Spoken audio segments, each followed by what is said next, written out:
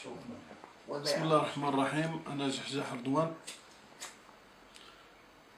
اللي تعداو عليه رجال الأمن هنا في الكوميسارية بسبب ديال واحد خالي عنده واحد القهوة وجاو تهجموا عليه.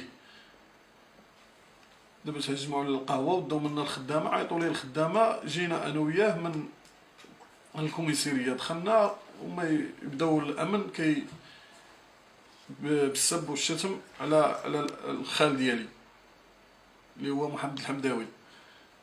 دخلنا الكوميسارية بداو عليه هما بالشتم، عقبو دخلوني انا لبلاصه الاخرى وهو شدوه في بلاصه اخرى، تماو عليا بالضرب وحيدوا لي حوايجي، دخل لي الفردي في فمي، عقب حيد لي حوايجي ثاني ودخل لي الفردي في المؤخره ديالي، وشافت لابيجي كيعصب عليا شو العنق ديالي، وداك بوردو تا هو كيدخل ليا فردي، هو اللي كان كيدخل ليا فردي، وشافت لابيجي عزيز فؤاد هو اللي كان عازف ليا برجلو هنا وهنا في الشاكله ديالي، هنايا ظهري كامل.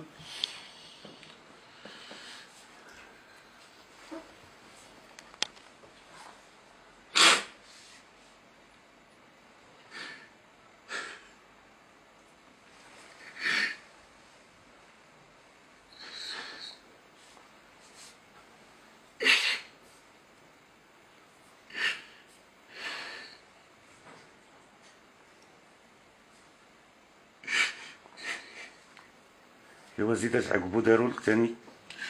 وصلوا لي الحوايج ديالي ودخل ليا الفردي في المؤخره ديالي، ودخل ليا هنا في فمي وبالضرب لحمي كامل، تا ستراسي يغمى عليا، داوني لوبيطال، تا ستراسي في السبيطار، وداروا ليا المينوط هنايا، تزيروا عليا ايديا ترقدوا، ما عقلتش على راسي دابا اش كطلب؟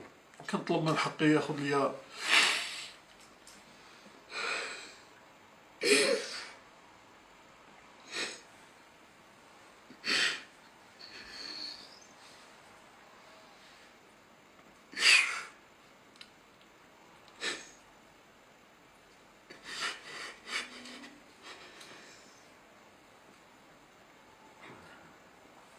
اش كطلب؟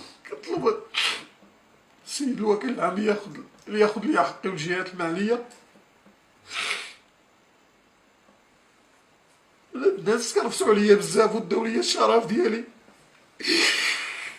ما خدوش ليا حقي، كنفضل الانتحار، مبقاش عايش، بغيت ناخد حقي.